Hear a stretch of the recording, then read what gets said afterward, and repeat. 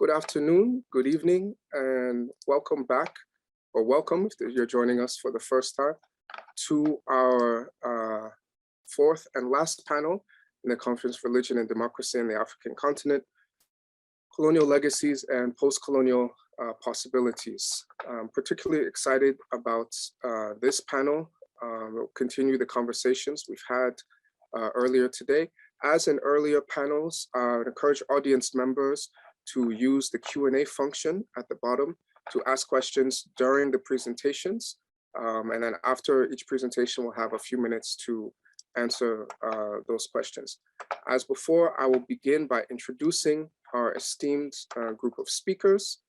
And in the interest of time, we'll try to I'll try to make my introductory comments as quick as possible.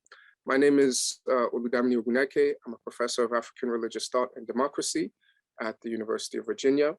And the title of this panel is New Theories and the Future of Religion and Democracy in Africa. And as we, myself, along with Professor Vincent, the organizers, have described this panel, due to its role as the constitutive underside of the regime of modern secular liberal democracy, Africa and its diaspora have long been sites of the most important and incisive critiques of and constructive projects aiming to reform, rethink, or revolt against the quote-unquote interminable catastrophes of post-colonial modernity. Informed by African histories, social realities, and traditions, the papers in this panel interrogate the nature of democracy, religion, secularity, the state, and sovereignty to propose constructive solutions to present and past problems. So as before, the format, each panelist will deliver a 10-minute presentation followed by a 5-minute Q&A, and we'll have to forego the 10-minute break because there's just too much good stuff to say. Our first speaker is Professor Georgette Legister, who's a Vice President of Diversity Inclusion at Belonging at Universal Music Group. She served as Visiting Lecturer and Research Associate of Women's Studies and African Religions at the Harvard Divinity School, as well as Visiting Professor of Religion at Agnes Scott College, where she taught African Christianity, focusing on the problems, possibilities, and promise of Christianity as it engages with and is shaped by African traditional religions. Her research lies at the intersection of comparative religions, gender, social ethics, and conflict.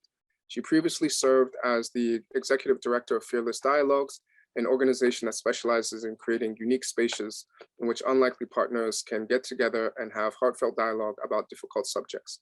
She holds an undergraduate and master's degrees from Emory University, where she also earned a PhD in social ethics and comparative religion. Her scholarship assists organizations, companies, and foundations, universities, schools, and faith communities to develop the skills and strategies to tap into the creative and constructive possibilities of conflict. Our next speaker, coming to us now from Oxford University, is Anwar Omeish, who is currently finishing her MPhil in Islamic Studies and History at the University of Oxford. Next year, she'll be joining the University of Chicago for her PhD in political theory. Omeish is a copy editor for Africa as a Country and director of the Civil Society and Community at the Libyan American Alliance. She graduated from Harvard University in 2019 with a bachelor's in social studies and a secondary degree in comparative literature with the absolute highest honors, and received every thesis prize Harvard University can give out for her dissertation, for which I was honored to serve as an advisor, toward the modern revolution, Franz Fanon's secularity, and the horizons of political possibility in revolutionary Algeria. I'm very happy that she'll be presenting part of that project here today. Next, we have Professor Mary Nyangweso. She is the J. Woodland and Helen Peel Distinguished Professor in Religious Studies at East Carolina University in Greenville, North Carolina. She earned her PhD in the Sociology of Religion at Drew University. She also received her bachelor's in education at Kenyatta University in Nairobi, Kenya, her master's in philosophy at Moore University in Kenya, and her master's in theology at Candler School of Theology in Emory University in Atlanta, Georgia. She specializes in African religions, Islam, religion and sexuality, and gender rights. She examines social cultural determinants of gender-based violence and other issues from African, Christian, and Islamic perspectives. She has published extensively on matters related to domestic violence, female genital cutting, and HIV/AIDS. She's the author of 2 books, Female Genital Cutting, Mutilation or Cultural Rights, published by Prager in 2014, and Female Circumcision, the Interplay Between Religion, Gender, and Culture in Kenya, Orbis, published by Orbis in 2007. She's the co-editor of Religion in Gender-Based Violence, Immigration, and Human Rights, and an editor of World Religions in a Global Society, a reader, published in 2021. She has also authored several peer-reviewed journal articles and book chapters on religion and women in Africa, and is a human rights advocate advocating for gender-related rights. She's received many, many honors, including a Fulbright Award. Next, we have Professor Olufemi Taiwo, who is assistant professor of philosophy at Georgetown University. He completed his PhD at the University of California, Los Angeles. Before that, he completed BAs in philosophy and political science at Indiana University. His first book, Reconsidering Reparations, argues that reparations should be viewed as a world-making project and as such requires climate justice. It was published in January 2022 and is a great book. I'm about halfway through it. His second book, Elite Capture, which just came out, published by Haymarket Press, is about the elite's co-option of identity politics, and is another great read. Dr. Taiwo's theoretical work draws liberally from the Black radical tradition, contemporary philosophy of language, contemporary social science, materialist thought, and histories of activism and activist thinkers. Next, we have Professor Moses Ochonu, who is the Cornelius Vanderbilt Professor of History at Vanderbilt University, where he specializes in the modern history of Africa, with a particular focus on the colonial and post-colonial periods in Nigeria. He's the author of 4 books, including Colonial Meltdown, Northern Nigeria in the Great Depression, published by Ohio University Press in 2009, Colonialism by Proxy, House Imperial Agents and Middle Belt Consciousness, published by Indiana University Press in 2014, which was a finalist for the Herskovits Prize in African Studies, Africa in Fragments, Essays on Nigeria, Africa and Global Africanity, published by Diaspora Africa Press in 2014, and his latest book, recently out, Emirs in London, Subaltern Travel and Nigeria's Modernity, published again by Indiana University Press just this year. He's the editor of Entrepreneurship in Africa, A Historical Approach, which came out in 2018. And with Abdulbasit Qasim, another participant in this conference, he is currently working on a book manuscript on the historical aspects and dimensions of Boko Haram jihadism and religious militancy in Nigeria. Dr. Ochonu was the recipient of the Fellowship of the American Council of Learned Societies. His research has also been supported by awards and fellowships from the Harry Frank Guggenheim Foundation, Ford Foundation, the Rockefeller Foundation, the National Endowment for the Humanities, the American Historical Association, the Franklin Roosevelt Institute, and the British Library. And after this panel, we'd ask that you stay for us. We'll have a brief break, and then we will hear closing remarks from Professor Jacob Olupona and myself. At that time, I will reintroduce Professor Olupona to you. So without any further ado, if we were to list all of the accolades of our panelists, we would be speaking until tomorrow, as the Yoruba idiom has it. So we'd like to turn the floor over to Professor Legister for her talk entitled Paying Our Debts to the Living and the Dead, Decolonizing and Indigenizing Authority, Power and Governance in the African Public Sphere. Thank you very much. Thank you, Professor Ogunaike and Professor Vincent and all the organizers of this conference. It is an honor to share this virtual panel with such esteemed scholars in the field. Paying Our Debts to the Living and the Dead, Decolonizing and Indigenizing Authority, Power, and Governance in the African Public Sphere. On January 15th, 2008, the Liberia Truth and Reconciliation Commission opened the 6th day of highly publicized hearings that would mark what the commission hoped would be Liberia's, quote, best opportunity yet to review the past, learn from the past, and lay the foundations for sustainable peace, justice, and national reconciliation, end quote. Of the testimonies heard by the LTRC on January 15, 2008, the testimony presented by Joshua Milton Blahi, whose nom de guerre was General Butt Naked, was the first.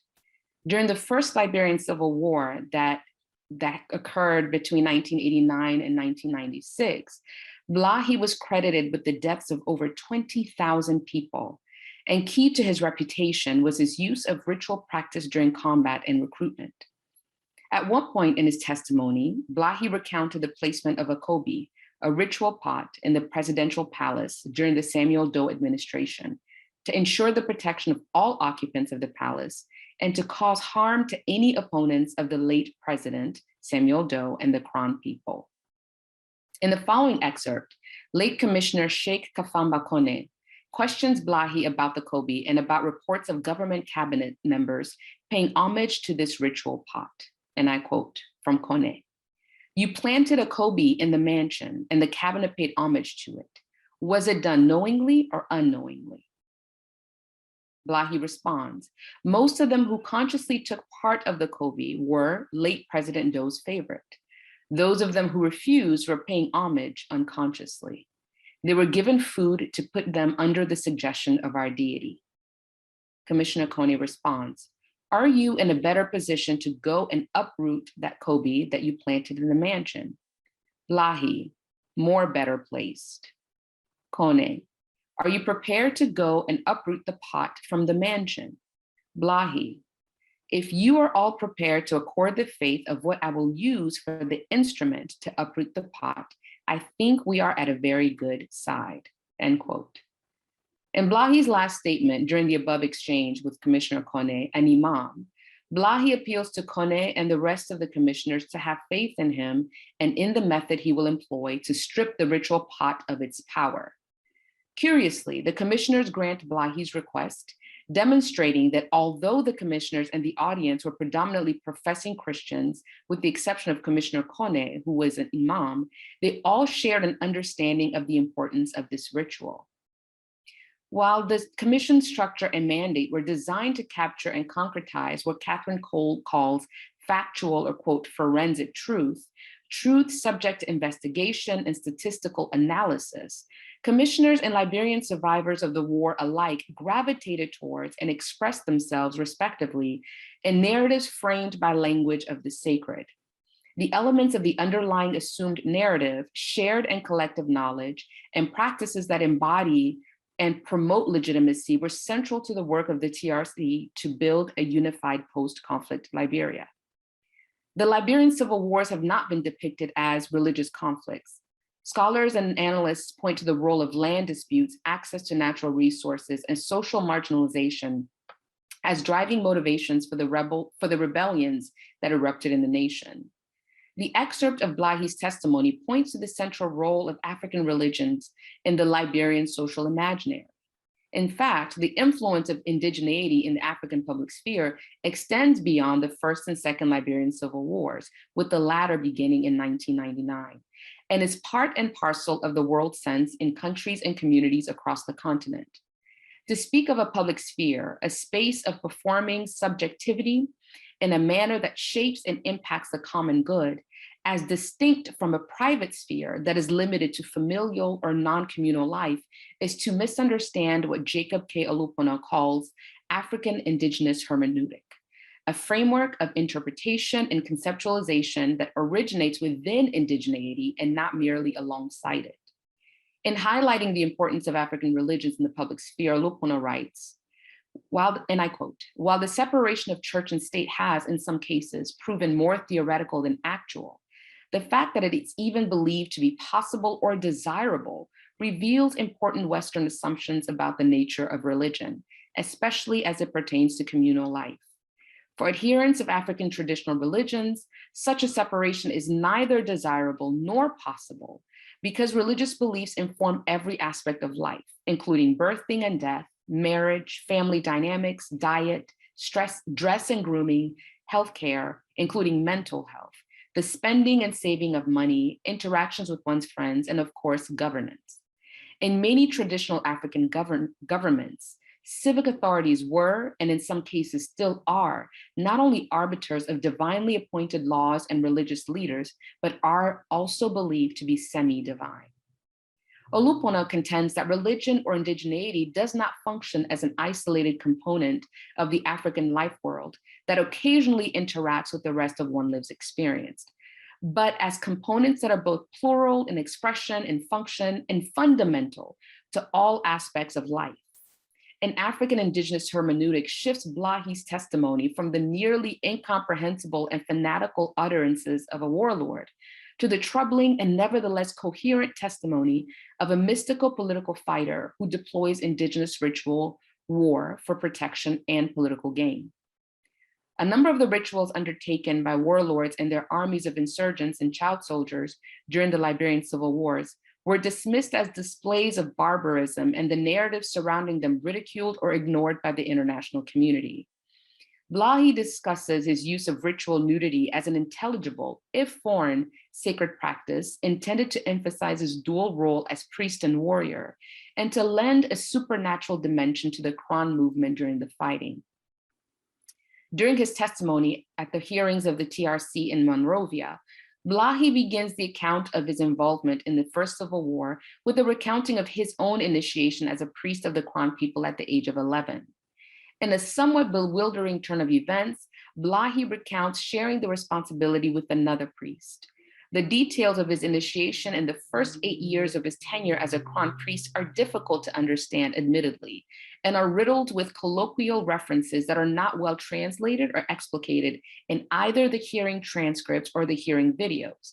However, Blahy is clear that in 1990, at the age of 19, he was tasked with the sole responsibility of the priesthood, which included safeguarding the political interests of the Kron people and of Samuel Doe, who was president of Liberia from 1996 until his gruesome, publicly recorded murder in 1990. Blahy goes on to say that his responsibility was, quote, to provide protection and traditional marks for members of the ethnic group that were soldiers, end quote. It is this primary function, protection of the Kron people and Kron fighters, that according to Blahy motivated his actions as a teenage priest and commander during the war.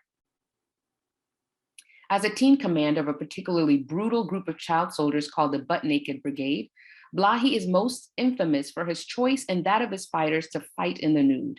Similarly to the rites of passage of the Poro Secret Society, Blahy inducted children and teenagers into the Butt Naked Brigade with use of traditional ritual, citing the incompatibility of the material and immaterial worlds, rather, in the midst of ritualistic acts. Blahy testified that certain sacred practices required the shedding of any vestige of the material world in order to successfully accomplish an objective. In this case, clothing was considered a hindrance to the breaking down of the barrier between the material and immaterial worlds, a barrier that once broken would release supernatural capacities to the priests and adherents.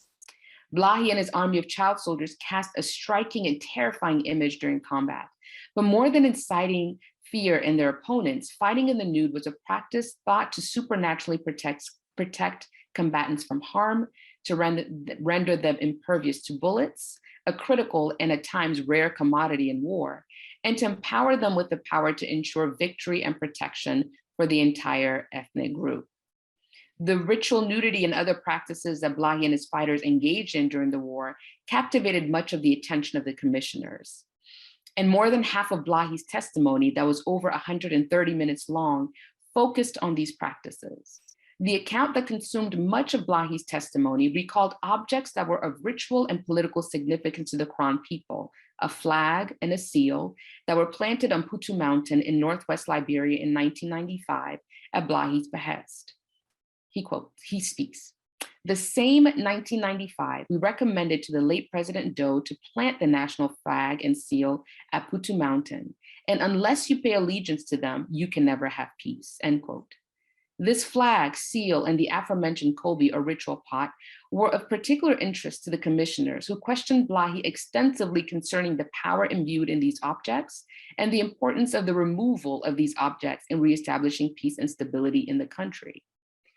For Blahy, the commissioners, and the Liberian public, the Liberian civil wars were a vivid and deadly reminder of the economy of power that governed all spheres of daily life. Although Samuel Doe had been overthrown in 1990 in a violent coup by Prince Johnson, the leader of a rebel faction, and his murder and torture captured on video, many Liberians remembered Doe's infamous claims to access mystical power that would prevent him from dying. After severing Doe's ears and amputating toes and some of his fingers, Doe was shot and his body marked with cigarette burns and displayed in Monrovia, the capital, to prove to Liberians that Doe was indeed dead. Yet Blahy alludes to having an interaction with Doe in 1995 in his testimony, 5 years after Doe's death, when he speaks of planting the ritual items on Putu Mountain to preserve Kron supremacy and to thwart any attempts at peace or national reconstruction that would not include the Quran.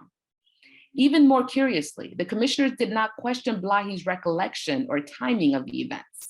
During Blahi's testimony in 2008, 18 years after Samuel Doe's death, the commissioners focused instead on how to supplant and undo the ritual that Blahi had undertaken on the mountain. Resources, political, financial, and military, were certainly currencies in the Liberian public sphere that determined the flourishing of all Liberians. Yet there was a power that at once fueled, preceded, and transcended the aforementioned, ancestral power.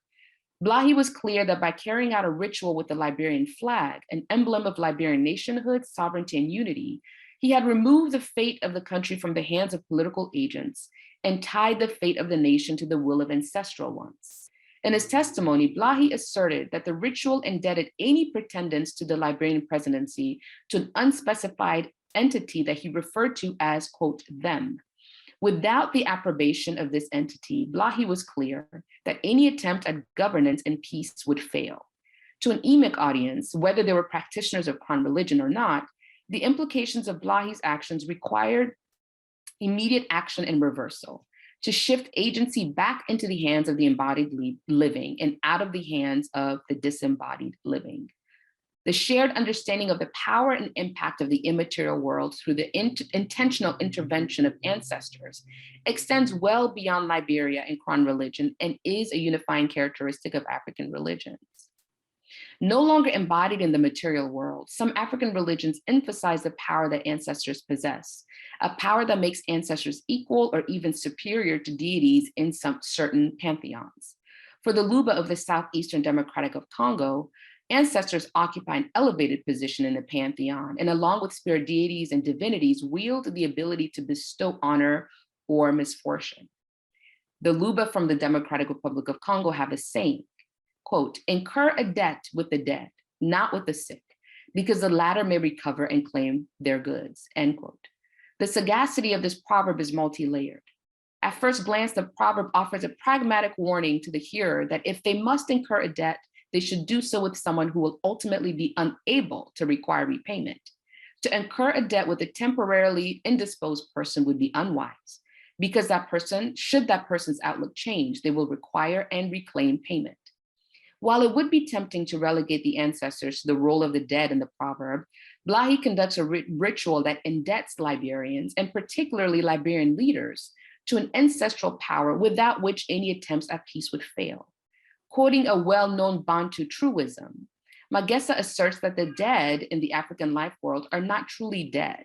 Rather, the dead have crossed the boundary between the material and immaterial worlds and operate from the source of power or vital force that animates all existence, seen and unseen, animate and inanimate.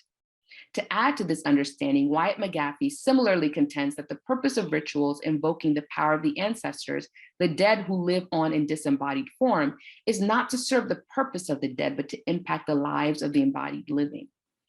The TRC, the Commission's probing questions in response to Blahi's testimony, and their search for ways to reverse the ritual point to the centrality of indigeneity in the Liberian public sphere.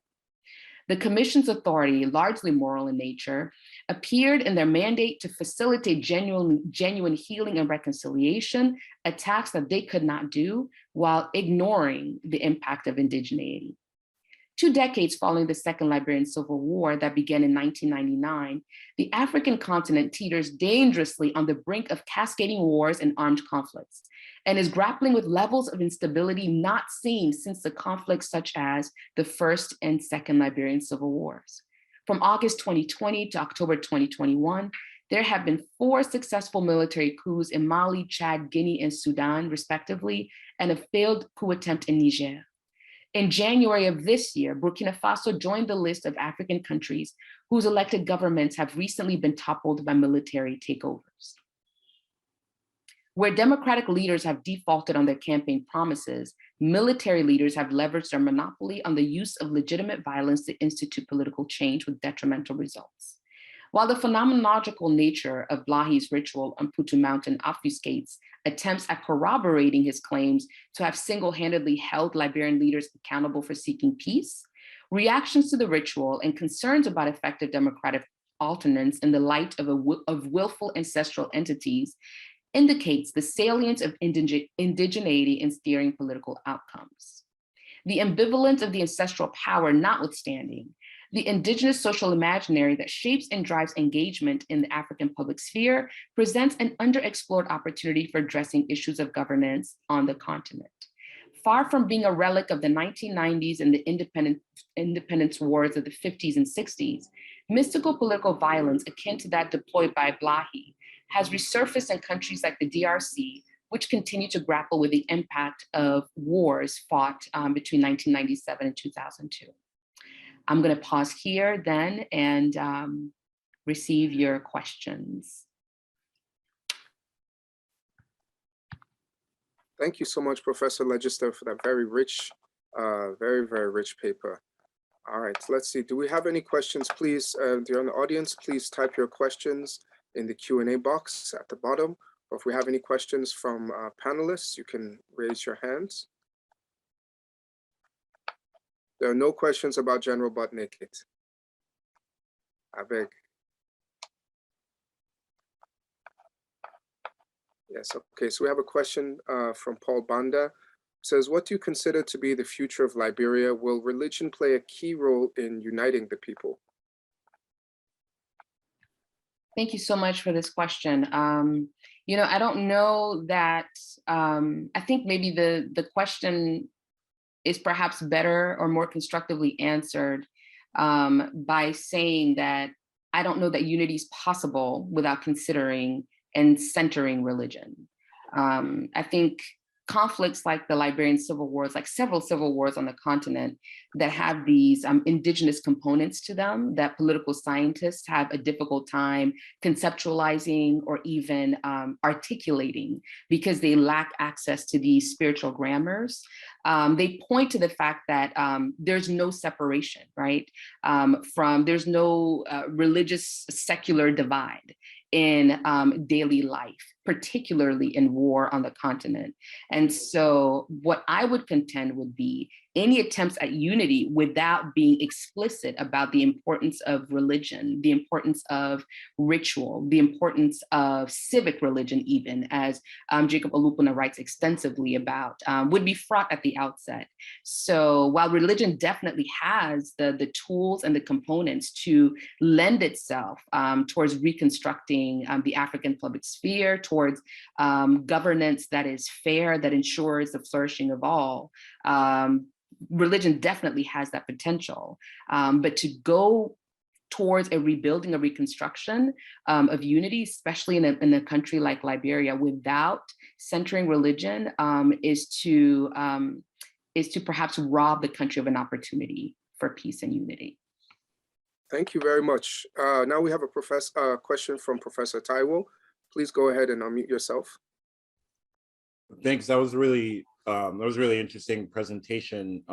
My question follows up on the question that you were just asked, and especially that the answer that you just gave. So in your rendering, Blahi used not just religion in terms of kind of ideas and worldview, but also, you know, deeply involved in practice and the shedding of the clothes and the doing of the rituals. So if we were to follow up on what Professor Olupona has written about and talked about earlier today, do you think ritual practices would be needed as far as a civil religion, or would it be more kind of the spreading of particular kind of values somehow else? Thank you. Oh, that's a fantastic question, Professor Taiwo. Thank you. You know, I think the latter would be difficult to promulgate, given the primacy of Pentecostalism on the continent. It would be, I think, a very difficult task. I'm an ethicist, so I don't deal in impossibilities, but, you know, I have to name and say that it would be really difficult to change the values that people hold dear to them as individuals and communities, particularly to change outlooks and mindsets about African religion on the continent right now, given the primacy of Pentecostalism.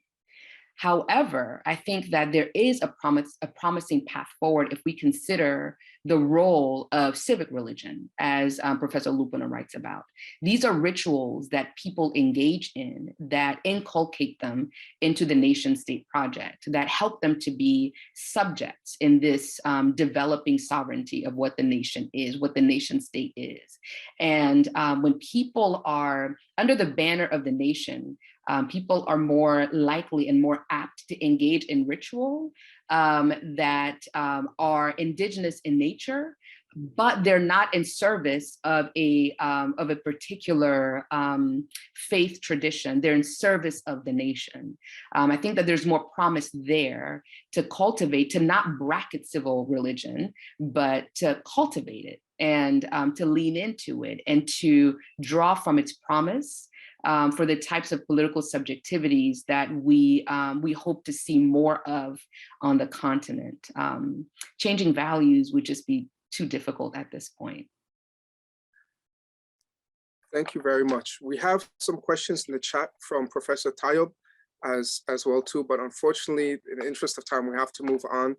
Professor Legister, if you'd like to, you can reply via the Q&A thing to those questions via text, and perhaps at the end, I'm hoping we might have some time to take up these important questions that are in the Q&A box now. So let me now thank Professor Legister and ask our second speaker, Anwar Omesh, to join us and present her paper, Toward the Modern Revolution, Frantz Fanon, Secularity and the Horizons of Political Possibility in Revolutionary Algeria.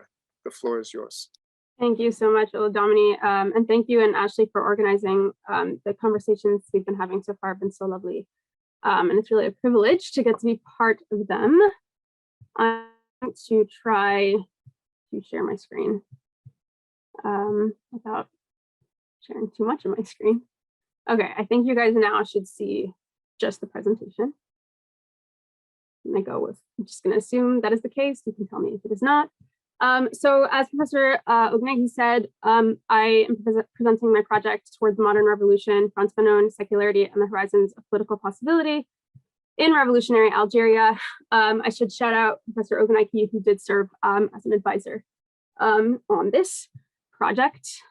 So let's start off with talking about Fanon studies, Algeria, this whole question of decolonization. So where the project sort of starts is with Fanon studies sort of about internal claim that what they are trying to do, what Fanon scholars are trying to do is embark upon this, revolutionary project and to interrogate the foundations of colonialism and coloniality.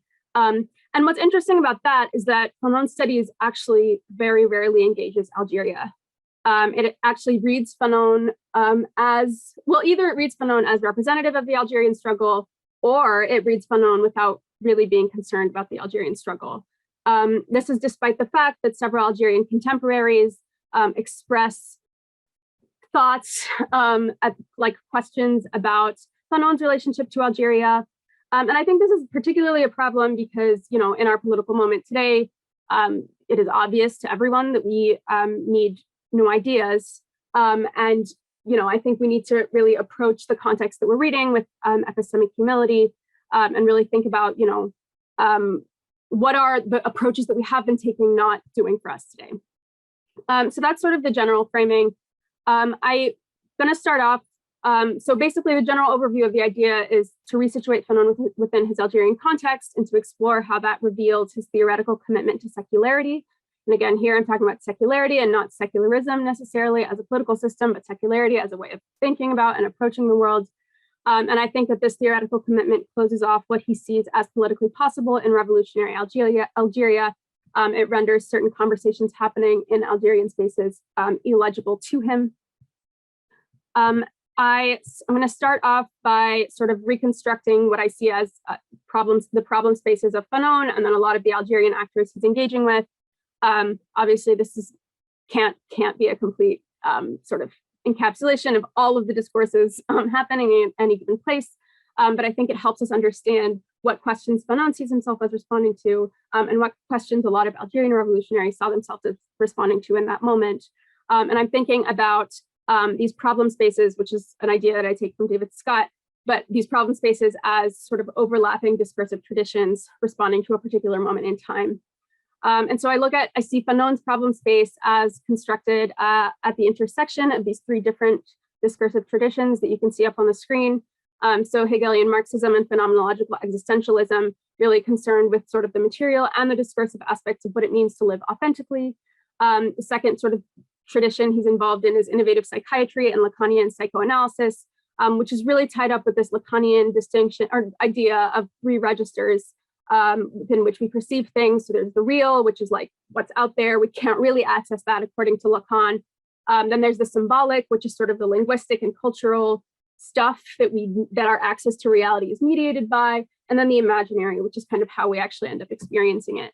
And so for Fanon, his intervention in this is that colonialism is really a hegemonic symbolic that creates a shared imaginary that limits people's ability that limits particularly both colonizer and colonized's ability to really perceive the colonized as human. And of course, within all of that, he's concerned with how to redress alienation. And then the last sort of tradition he's engaged with is negritude, both its cultural and political strains, and then the Pan-Africanism it ends up tying into. And that's really tied up with this larger question of what colonized people's relationships to their past should be. And he's very critical of Césaire and Senghor for their approaches. I'll come back to that in a little bit. Sort of on the other side, I'm thinking about the different Algerian actors involved, and I think of them as situated within three different spaces. So the first one is Islamism, and pan-Islamic thought, all of the Islamic things. And so in this sort of space, not only in Algeria, but actually beyond Algeria, people are thinking about how in the face of colonialism, how do we maintain Islamic subjectivities, Islamic ways of living, like within a context of transnational connections and identity. And in this sort of sphere, you have the Algerian Sufis, who are sort of big actors here, and then as well as the Association of Algerian Muslim Ulama, which comprises a little bit more of a reformist strain. The second strain is Arab nationalism and pan-Arabist thought, which is like thinkers concerned about how we can sort of revive a pre-colonial Arab past while claiming that pre-colonial Arab past actually has the roots of modernity in it. And so, modernity doesn't just come from Europe, like we have it too. And then the transnational connections that come with that. And then the Evalués and Algeria's Francophone elites. So these are the Algerian sort of elites who speak French, are engaging with French intellectual traditions. So you have the liberals in this camp who are really using French rhetoric against itself and being like, citizenship for all, et cetera. The communists who have ongoing tensions with the nationalisms expressed within Algeria. And then here we also see the third worldist connections across different French colonies. So you see thinkers engaging with, thinkers from across like the different French colonies and not just Algeria. And so this is like a super brief overview. I can talk about them more in the questions if folks have questions, but sort of where it comes down to is that you have Fanon really being concerned with man's alienation from himself, like as man, whereas a lot of the Algerian thinkers are thinking about man's alienation from himself as Arab and Muslim man specifically. And that takes a lot of different forms, some of them more quote unquote secularized than others. But I think that sort of distinction is really fundamental. And so then the question becomes like, why, how, what is it about Fanon's sort of theoretical project that does this?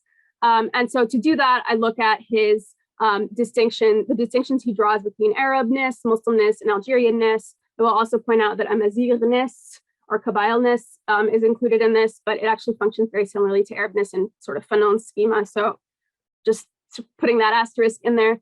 But basically, what this reading shows is that he thinks of Arabness as a racial signifier somewhat equivalent to Blackness, Muslimness as a cultural signifier that comprises the cultural content of Arabness. He doesn't really substantively distinguish between religion and culture. And then Algerianness as a national identity that is a product of revolutionary process. And what's really interesting about this is that for him, the only like legitimate form of identity in all of this is national identity. And that's why we get him, he starts to identify as Algerian himself. And that's because he defines Algerianness as a national identity that specifically responds to like political realities. And so in that sense, response to the political, which Fanon sees as like the unmediated real, like looking past all of this cultural baggage, looking past all bad faith approaches and existentialist terms, and really apprehending that real unmediated, that and your response to that becomes the only legitimate grounds for difference. And in the revolutionary process, what happens is that, oh my God, I'm getting time warnings, that's not good. Okay, is that supersedes all other forms of difference and sort of replaces them. And of course, this idea of various cultures as bad faith is grounded in this ontological break that Fanon envisions, like with colonialism, such that all of these cultures like are no longer able to be dynamic. And so what's interesting about this is that, you know, Fanon treats this as a description of reality, but it is itself historically specific. It's a historically specific iteration of some other, of particularly modern binaries between cultural and political, religious and secular, traditional and modern. And it's because the whole idea of the political as the only legitimate grounds for difference is based in this ontological claim that, first of all, there is a political secular real outside of the content that we use to perceive it. And then second of all, this epistemological claim that we can access it. And then based off of those claims, he builds its epistemic teleology, which is that like revolution. And in some cases, he actually talks about the Algerian Revolution as a maturation of Algerians, this emergence from traditional static time into modern secular dynamic time. And obviously this is like a reflection of a lot of these historically, very historically specific and colonial modern binaries that I'm not going to talk about the histories of because time. And then, so, and I think what ends up happening is that because Fanon presents his set of theoretical commitments as an absence of theoretical commitments, I see you're sorry, Ashley. Yes, I'm going in the chat. What ends up happening is that he treats Algerian culture, Algerian religion as the presence of theoretical commitments mediating culture, and his theoretical commitments as the absence, right? And part of what I'm saying here is like, okay, well, what if we since these claims are actually historically specific, what if we think of both of these things as historically extended discursive traditions, languages, whatever, through which the political real operates? And Fanon gives a particular example of veiling, which is why I have this photo here, but I obviously do not have time to talk about it. So I want to just take us back really quickly to connect to, so like what these particular claims, what they obscure in the Algerian context. And what I'm particularly interested in is, again, what debates are happening in Algeria that are obscured by these claims. And so what ends up happening is because Fanon portrays doesn't treat his theoretical commitments as theoretical commitments, he ends up reifying the horizon. So he ends up treating those commitments as sort of the objective, like the objective limit to what thinking can be. And I think of those horizons as composed of subjectivities that lend themselves to modes of organization. And so what I talk about, you know, he has a very particular subjectivity, which you can see I wrote in here. We can go back to that in the questions. But what's really challenging is that at the core of the subjectivities that he sort of constructs, this individual authenticity of the political real actually ties into a lot of critical thinkers, and also what Fanon to some extent identifies himself as the structures of thought that make colonialism and capitalism possible in the first place. So the idea that we can know things and that therefore we can control things sort of unbounded. And again, Fanon identifies this himself in some places as part of what enables colonialism. And so what ends up happening is that even as he tries to challenge colonialism and capitalism, he isn't challenging the theoretical commitments at the core of those systems themselves. And so what he's unable to see is these Algerian subjectivities that are constructed on very different bases, within an external locus of moral ethical authority, deep relationships to past knowledge and practice, and particularly the modes of organization that they lend themselves to, which I read in two specific sort of political arguments. So there's two different versions of this. So first of all, there's the Sufis who just fully refuse to engage with sort of modern subjectivities. And then the reformist scholars who advance two particular claims that I think are symbolic of this. So the first one is separation of religion from the state, which seems like it lends itself to our form of secularism, but what they were actually advocating was a separation of law from the state, because law fits in with the religious sphere. And then to add on to that, they demanded the reinstatement of their endowments, which actually enables the operation of and the independence of that mode of organization. And so that's what he ends up spewing. And actually, like what's really interesting about this is that these Algerians were advocating to change the horizon within which colonialism and capitalism operated, not just to sort of work within that same horizon, which I argue is what Fanon does. And then I close with some, thoughts about, what it even means that we read Fanon as representative of Algeria, et cetera, but I'll stop there because I'm already over time.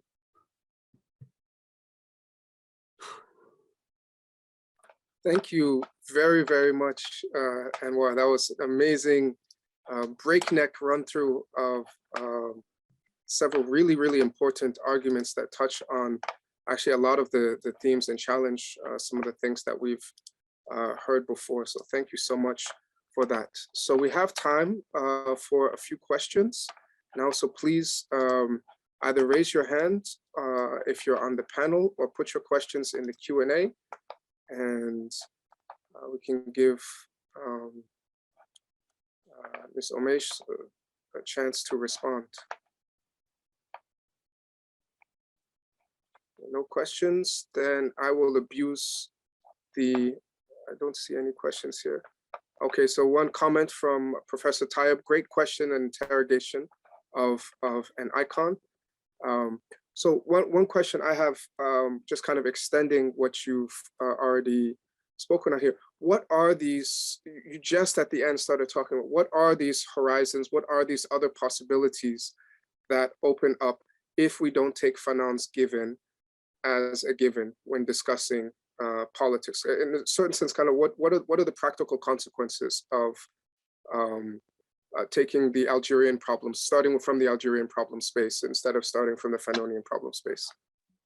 Sure. Yeah, I think the biggest thing, so one of the things that obviously I didn't get to talk about, but I'm going back to my PowerPoint since you're giving me extra time, is that the sort of the Fanonian subject sort of individually strives for authenticity of the political real, rejects bad faith approaches in favor of secular time. And that the only form of organization that can lend itself to is this sort of secular, civic, international facing nation state that centers authentic response to the political above all. Whereas in the Algerian system, you have this external locus of moral ethical authority that has humility sort of built into it. This idea that like, actually we can't know everything and therefore maybe we can't control everything.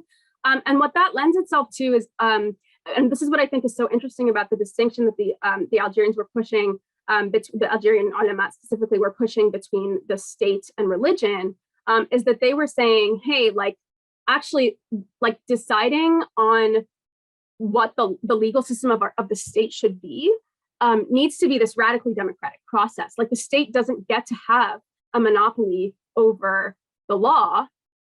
Like ultimately, like obviously there is an interpretive process that these scholars are going through, right? They're engaging with texts, but the sources, but the fact that the sources of the law are external to the state, I think really changes, the relationship between subject and state and how authority functions.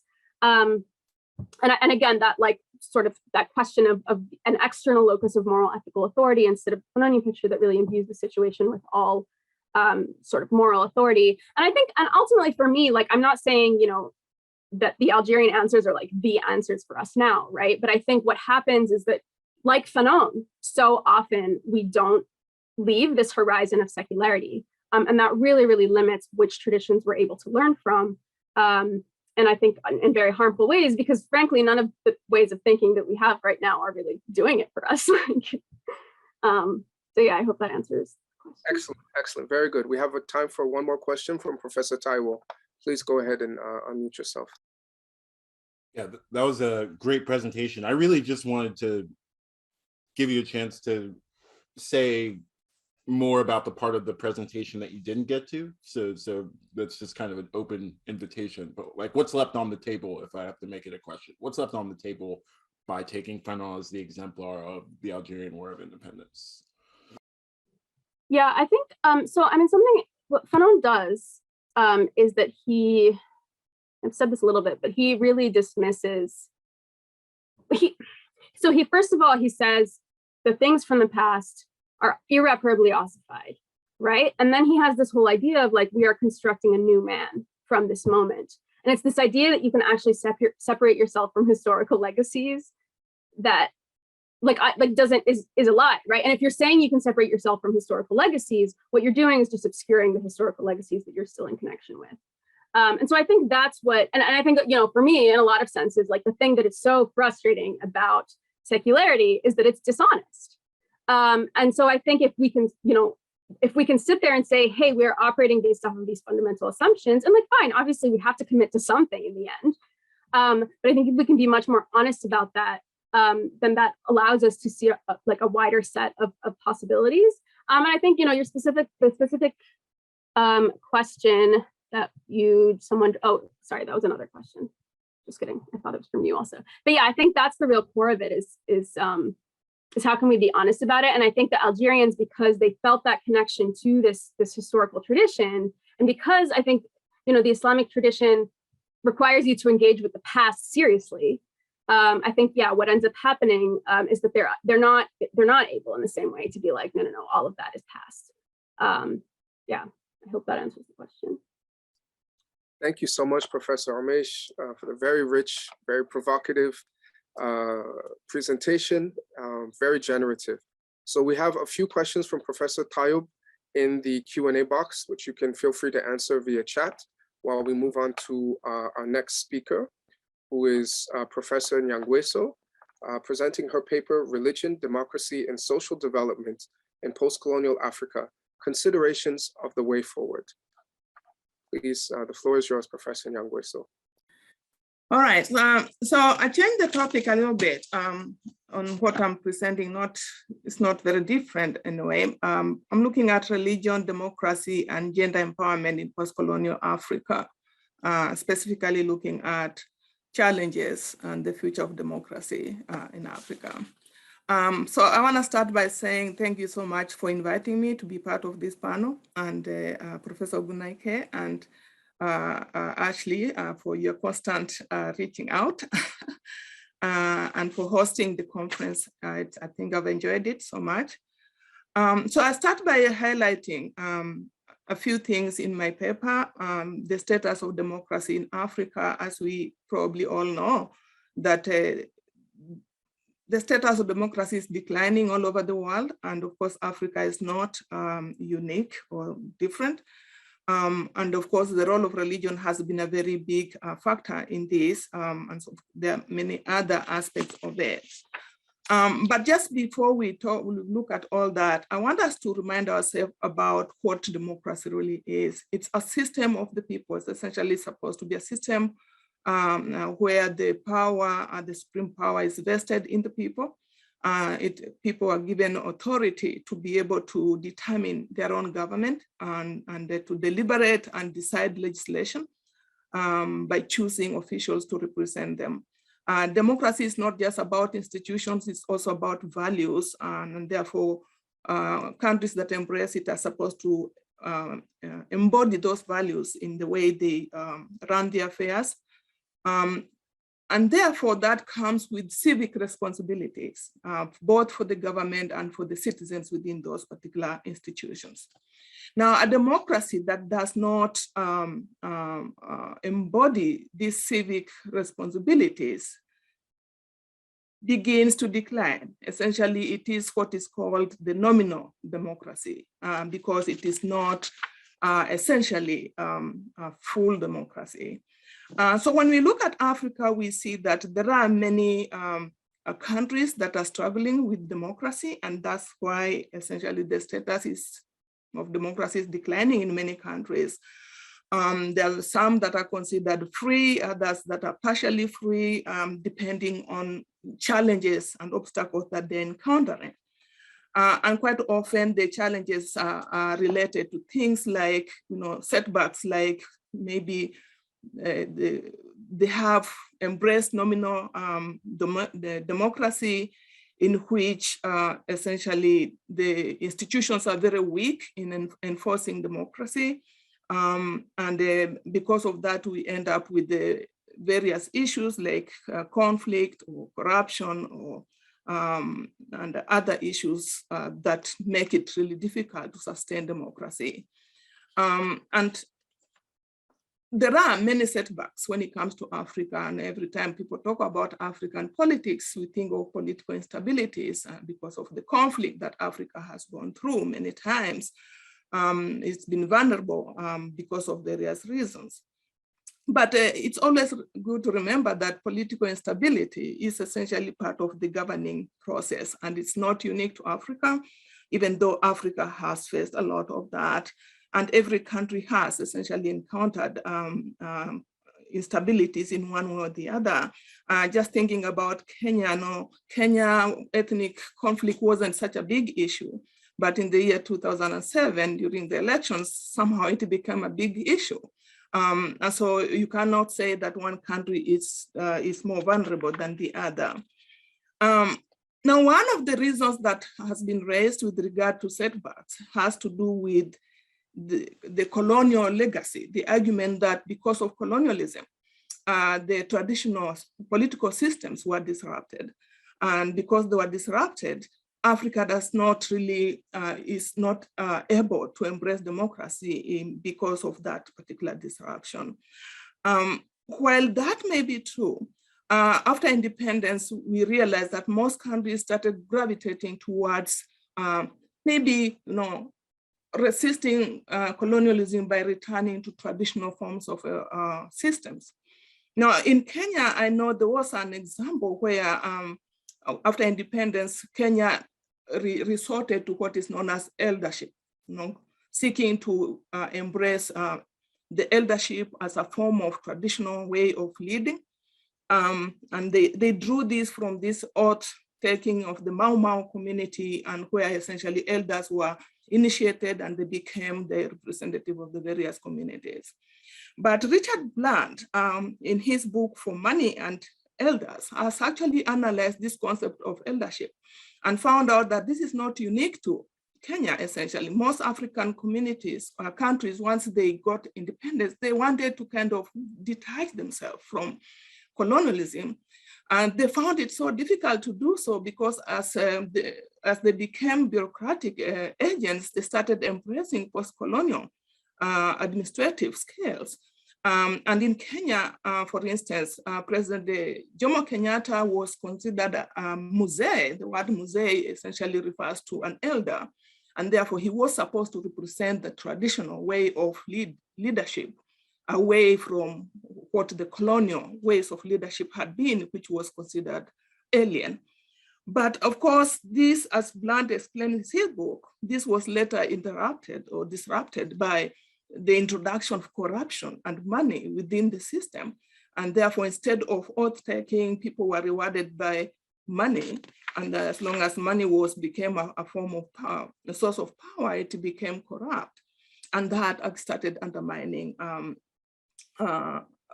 essentially democracy. Now, of course, another reason for declining democracy in Africa is COVID. I think that has been brought up earlier. And of course, this is not unique to Africa. Many countries have been affected by the pandemic. And because of that, elections have been canceled and postponed. And in Ethiopia, for instance, there was the postponement of the regional state elections, which triggered a controversy that led to the Tigray People Liberation Front conflict with the government. Some have argued that Ethiopia's political landscape was dramatically redirected towards authoritarianism. And so COVID has played a major role in the decline of democracy. In Tanzania, you remember the president of Tanzania, John Magufuli, who denounced or overlooked COVID, but he started using these particular regulations associated with COVID to kind of restrict information and political participation, and therefore essentially affecting politics in that particular country as well. So Kenya Human rights abuse issues emerged during the COVID pandemic with, of course, the arrest of human rights activists and many other people. Some people were killed in the process of trying to enforce the COVID regulations. And so we see a lot of these challenges appearing in many countries with regard to COVID, with the decline of democracy because of the various factors. Of course, we know the issue of ethnicity in Africa and ethnic rivalry has been a big issue in many countries. We also know corruption is rampant in many countries in Africa. And so democracy is on decline. Now, a very specific issue that demonstrates the decline or the nominal democracy in Africa is the issue of gender equality, where you see that this has been a failure for African countries for a very long time. The inability to increase the number of women in government and to promote consistent articulation of women's interests into relevant and effective policy has been a major problem.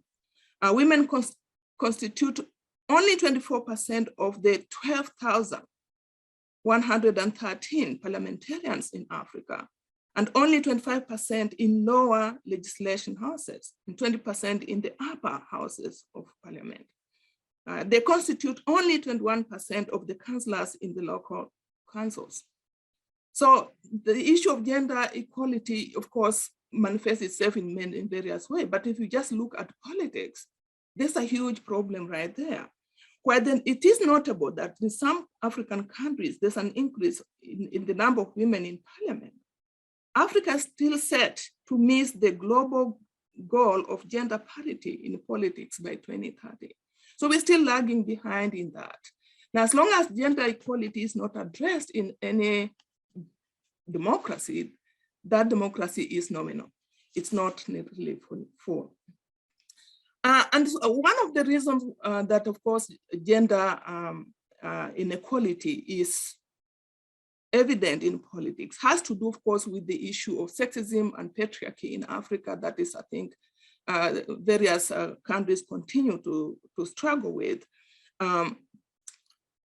There's a political violence, and the women are not educated enough. They do not get political support. They're intimidated. An example in Kenya I have there where we have constraints to political realization, where there's this speaker of a house in Kisumu. Kisumu is a very close place where my parents live. This woman essentially received death threats to kind of deter her from running for this political office.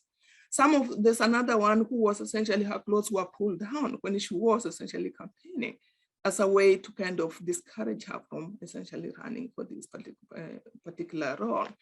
And so as long as sexism and patriarchy and all those kind of tactics of intimidation continue in African countries, democracy will remain nominal and will continue to decline. Now, when we talk about religion, of course, the religion and democracy essentially should complement each other. But we also know that religion has a dual role. You know, it can complement and support democracy, and it may also undermine it. Now, depending on how you want to interpret it or depending on how you want to look at it. Now, if you look at the values of the religion, various religions essentially are for democracy. Christianity has always been associated with the liberal democracy, when the Western values about democracy essentially embedded within Christianity. Now, Islam has always been looked down upon as though it's not democratic, but when you look at the original institutions of Islamic religion, there is democracy embedded in the religion itself and even in the formation of this particular religion. But we also know religious actors have engaged in activities, political activities that essentially have undermined democracy. In the year 2013, Christian militias loyal to the former president of the Central Republic of Congo engaged in an offensive in the capital of Bangui. The militias attacked mosques, daubing walls with the slogan, "Kill the Muslims," right? In turn, the largely Muslim militias, also known as Seleka, killed Christians in their own homes and attacked their hospitals and churches. Now, these are political activities that are dubbed either Christian or Muslim. And so we see the role of religion that is essentially supposed to be peaceful, again, being very active in promoting conflict and civil war. And therefore, that double role of religion within in society or within democracy. Now, the power of religion essentially lies in the significant place. It lies in its significant place in society as the conscience of society.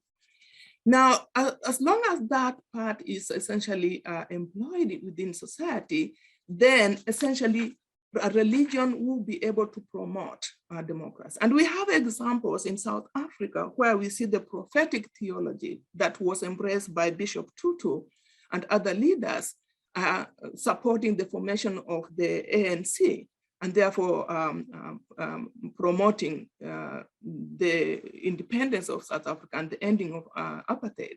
We can see that there are areas within which the religion has done a very good job. And we have various activities going on in Africa, where many religious leaders meeting and trying to find ways to resolve conflict in Africa. And that should be encouraged as a way to help promote democracy in Africa. So I want to conclude by saying, using Kofi Annan's words in talking about democracy. And he says that, in the face of growing cynicism towards democracy, we must not yield, but on the contrary, defend and champion the values and virtues of democracy, because Africa needs it. Thank you.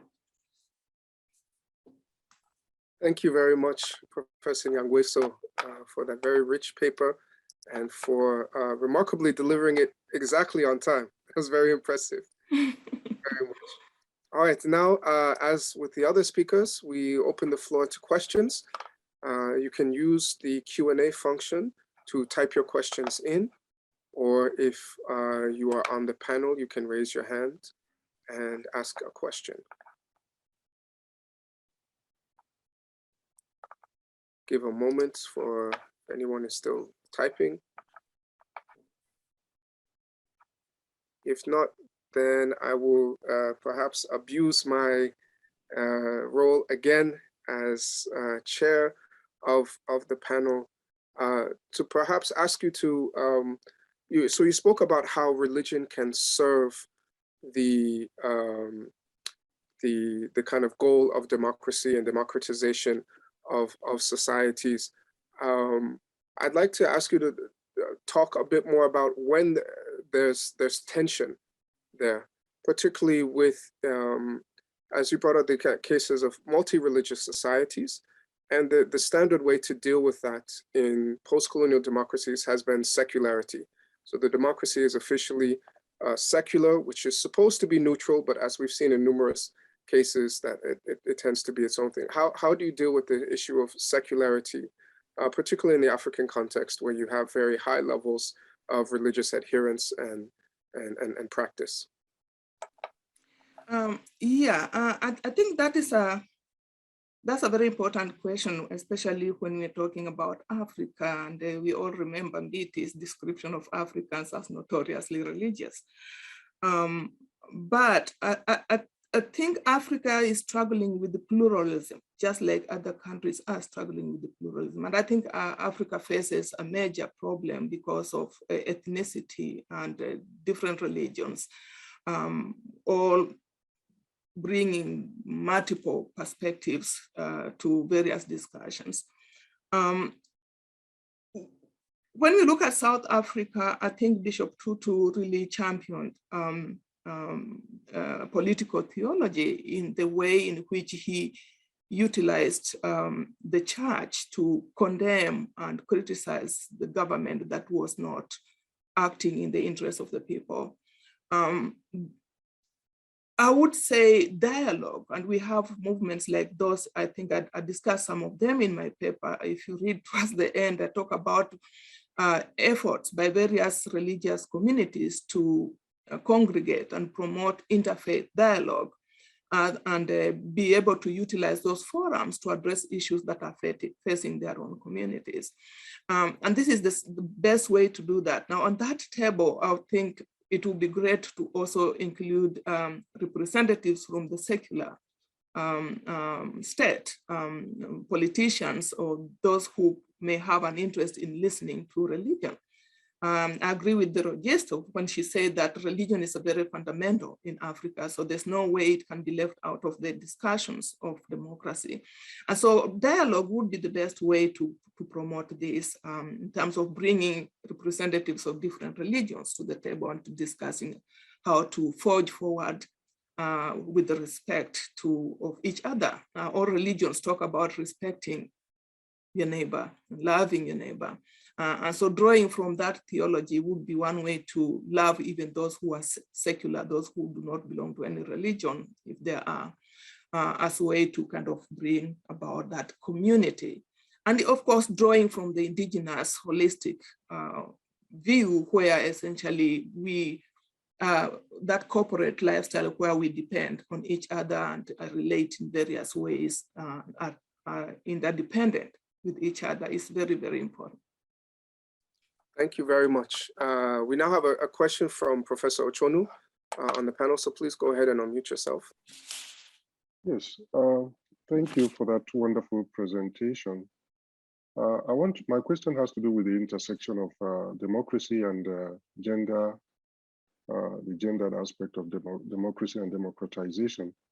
I was wondering where you stood on the question of gender inclusivity in Africa's democratization experience. There is the Rwanda model, which is the model of set-asides and quotas, and which some people regard as too mechanical and also ephemeral, in the sense that it's not organic enough. But there's another model. There are other models that have been experimented in other African settings.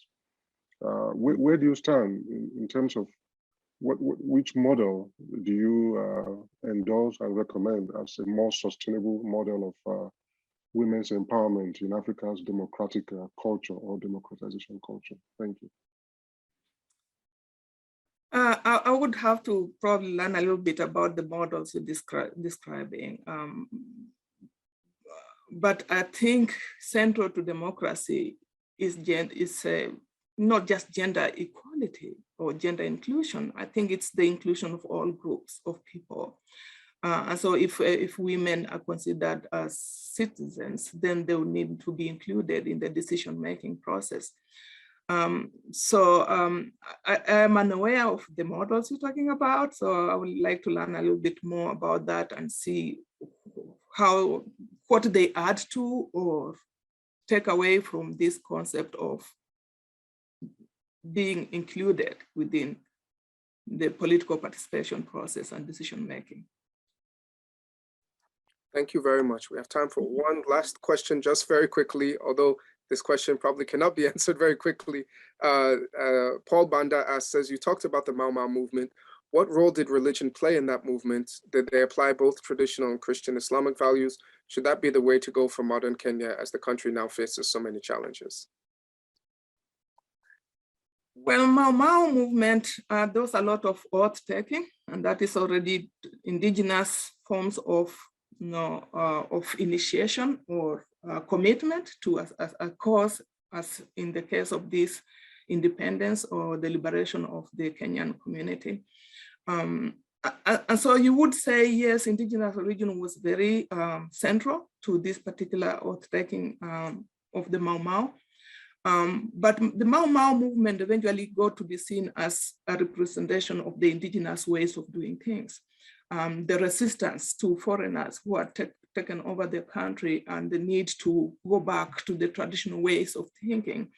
And I mentioned the idea of the Musée as being the ideal perception of the indigenous way of leadership. The elders in the communities, as we all know in most other African communities, elders are respected as the decision makers. I wouldn't say it's an easier way to go. As Blunt says in his book, for Money and the Elders, once corruption becomes part of the process, that's how even the indigenous political systems may not really work out well. So there may be weaknesses that need to be cleaned up if we have to go back to indigenous ways of doing things. But is it even possible to go back to that, to the indigenous ways of doing things? After independence, most of the African leaders tended to take on the neo-colonial ways of administration and leading the communities, and that's what got in the way in trying to go back to the traditional ways of doing things. So it is a model that I think has been tried by many countries other than Kenya, but as you can see, we still have challenges with the realization of democracy. So I don't know whether it is workable or not. Just stop there. Thank you very much. That very, very comprehensive answer to a very, very big question. I appreciate that. And with that, we'll turn now to our next speaker, Professor Olufemi Taiwo, who's going to present his paper, Yoruba Cultural Practices and the Moral Ancestor View. The floor is yours, Professor Taiwo. Thank you. Thanks everybody for being here. I'm really glad to be able to be on this panel with everybody. Let me get the screen share going. So I think this fits in with, what we've been talking about so far with these first few presentations. One of the central questions coming up are the nature of, indigenous religious and cultural practices and what role they might play in an era where democracy is on the back foot and forms of authoritarianism are gaining in power and influence across the world, which of course includes Africa, but is not just limited to Africa.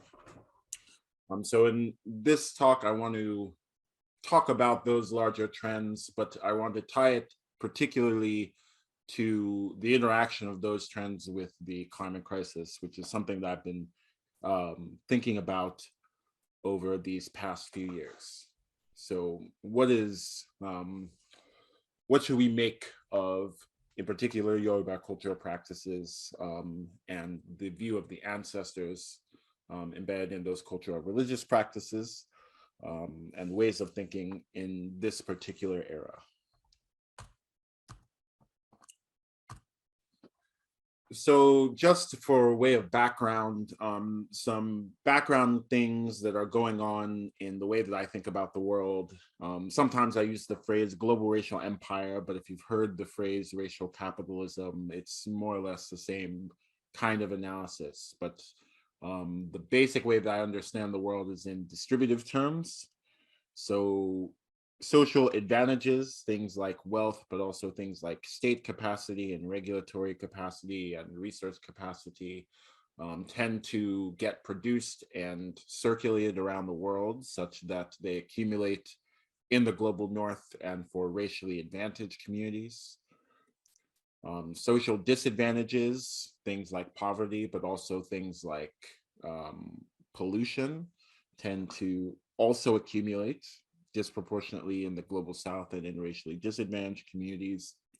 And these tendencies hold up at different scales. So if we're comparing countries with each other, or if we're comparing regions within countries to each other, or whether we're comparing households, we tend to get these kinds of results. And these results are not by accident.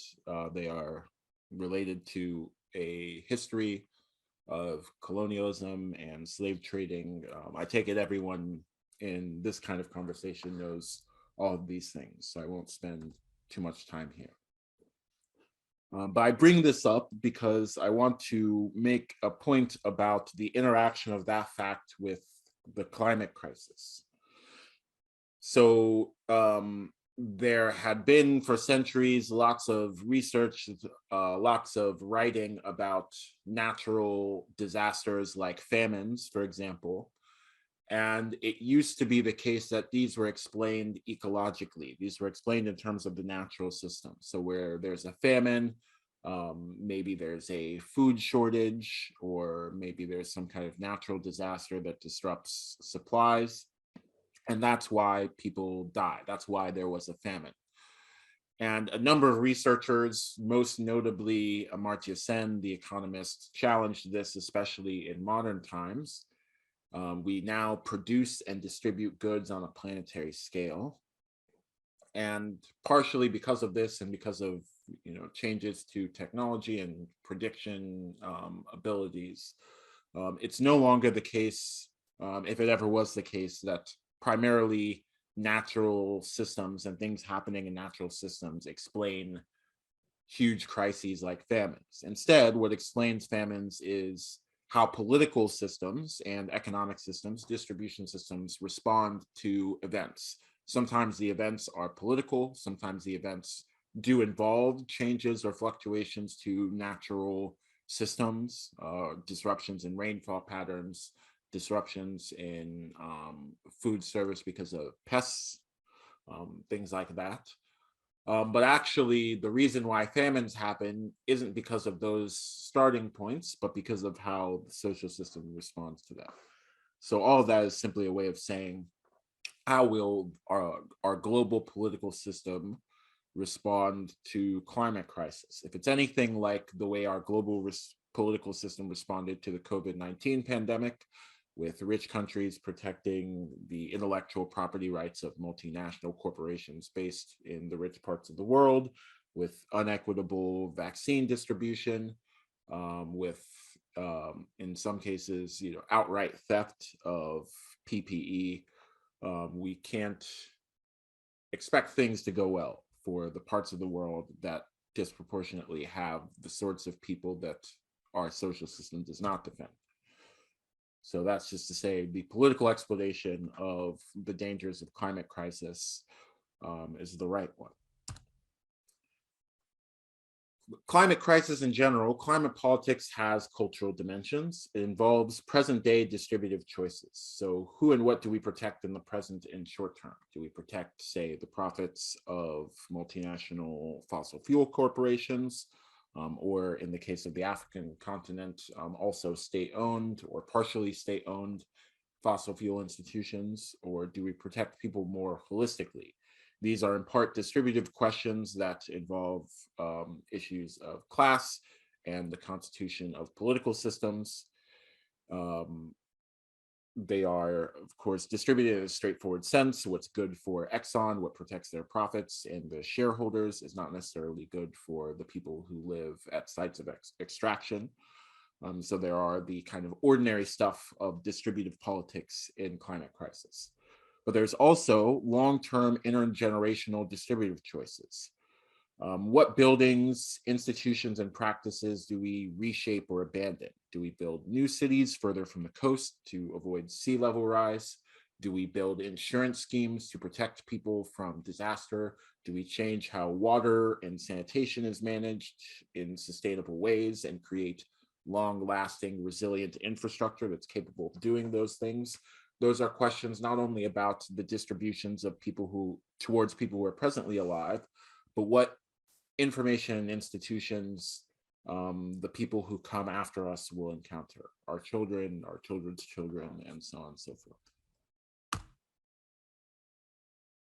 I'm taking my cues from Amilcar Cabral, who is the Bissau Guinean and Cape Verdean political activist, revolutionary, who fought in the struggle for independence from the Portuguese Empire. He said that we should evaluate the contribution African culture has made and can make, and what contributions it can or must receive from elsewhere. This way of thinking introduces attention, or at least the appearance of attention. So on the one hand, people like Cabral think that there should be some sort of return to one's own culture in the African case, and presumably in general. In the African cases, I should speak in the plural. So people who free themselves are free only if they return to the upward paths of their own culture. But it is also the case that the particular kind of political situation and economic situation that we're in the present day has been brought by colonialism, and partially because of that, there's been sort of a backlash against colonialism and modernity, which has been associated with colonialism. So that is the backlash that Professor Taiwo, the elder professor of my same first and last name, not me, this is something that he's taken up in a recent manifesto and also in plenty of earlier work. Broadly speaking, I take the constructive view on reparations. I think that what we should be trying to do is reshape the world. This is something that I've talked about in terms of reparations, but it's just true for the climate crisis in general. This is just how we should respond to the unequal history that has built the present. That means we need to build new institutions. This is kind of like the Fanonian perspective that was responded to earlier, but we need to build sort of different values of self-determination, democratic equality as design principles, not just as moral principles. So not simply values, but actually principles of how our institutions function. So building actual physical structures, actual institutional structures are the things that we need to do in search of this. And I think the ancestor view, at least in the case of the Yoruba, but perhaps in general, can give us some tools for doing this. They give us ways of thinking about intergenerational ethics and relationships. They give us kind of prototypes of cultural practices around small spheres of world making, like the practices of secret societies. And these have long been compatible with practices we nowadays refer to as science, as demonstrated by recent work on Yoruba glassmaking and materials engineering from centuries past. These help us change the target from our personal lives to the time scale of ours plus our descendants. They help cultivate radical patience, and I think they have something to do with how we should respond to climate crisis. So I don't think there's a tension here at all. I think we can refer to the upward paths of our own culture in this case, and I would have to assume many others. And those will include taking on scientific information, taking on maybe new cultural trends, but there are also these upward paths within culture as it has already been practiced. So I rushed through the last bit there just to be mindful of time, but I'm looking forward to talking about anything that I've just said. Thank you. Thank you very much, Professor Taiwo, for that very, very rich and compact and dense presentation, and for helpfully providing one way to square this the circle of the seeming contradiction between culture, tradition, and modernity and or the future. Very helpful. So, I mean, I'm sure there are probably a lot of questions that people have. So as before, please type your questions in the Q&A box or raise your hand. As again, I don't see anything in the Q&A box yet. I will again abuse my privilege as the chair of this panel to ask Professor Taiwo to just kind of, as you did with Professor Omesh, you said you rushed through that last slide. What else is there on the table? What else is there did you have to say about the resources and the orientation that this particular moral ancestor view grants us, particularly with the imminent threat of the climate crisis? So one of the things that I think is particularly helpful is the secret society, right? So the idea that we can build these kind of subspaces of solidarity building and kind of alignment of a particular worldview, and that doing this doesn't require everyone being a part of the secret society, and it is compatible with sharing, you know, broader, looser arrangements with other people. I think this is a thing that we're going to have to figure out how to do, how to embed kind of nexuses of particular ideologies and practices within a world where not everyone is necessarily interested in, you know, being, you know, very ecologically aware or, you know, very politically left or whatever it might be. so how do we cultivate spaces where we can develop that to the fullest extent, but do that without divorcing ourselves from the world? And Yoruba religious and cultural practice has some tools there for us to think about. Wonderful, thank you. Who knows, we might have a group of Ogoni reformed, Ogoni environmental society springing up around the world. Okay, now the questions are coming in. All right, so we have, I saw Professor Ochonu's hand first, so we'll go to you, and then Professor Omesh. Yeah, thanks, Femi, for that wonderful, provocative presentation. I wanted to just put something on the table for you to speak to, which is this chicken and egg dilemma of, since the theme of this conference is democracy. Democracy is often presented as in very instrumental ways, in very instrumental terms, as something that can actually bring Africa out of its present predicament. That's I don't believe that. Obviously, it's an it's an overpromise, and it's fantastical to think that way, but it is what it is. So, given that that's the case, where do you stand on the question of whether it's democracy first, which then would bring about the institutions and the development and what have you, and improvements to the quality of life that will now put Africa in a place where it can afford to do the kind of planetary adjustments and embrace, norms of climate change and reduce fossil fuel usage? Or do you see the other part coming first, which is we need to move towards sustainability first, sustainable usage of resources and so on and so forth. And then maybe that brings about a more just and equitable world within Africa that will now promote democracy down the road. It's a chicken and egg, sort of question that I want to put on the table for you to think about. Thank you. Yeah, that's a really interesting question. And, I feel like, I'm based in the States also, so maybe it'll get me in trouble. But I think, I think it's survival first. It's always survival first, right? And that's the, philosophically, I would call myself on the materialist team. So I think, it's difficult to get anything else going politically if people can't literally sustain themselves. And I think, obviously that's not where the stakes are for everywhere on the continent, but if things deteriorate in the way that scientists are predicting, things might get dire in more places than there are now. So I think there needs to be, I think the order has to be, be able to deal with basic material conditions first, and then build off of that to, include other things. Thank you very much. Now we have time for one last question from Professor Omesh. Two new questions have popped up in the Q&A box. So Professor Taiwo, I'd encourage you, when you have time, you can answer those via text in the Q&A box. But Professor Omesh, you have the chance for the last question.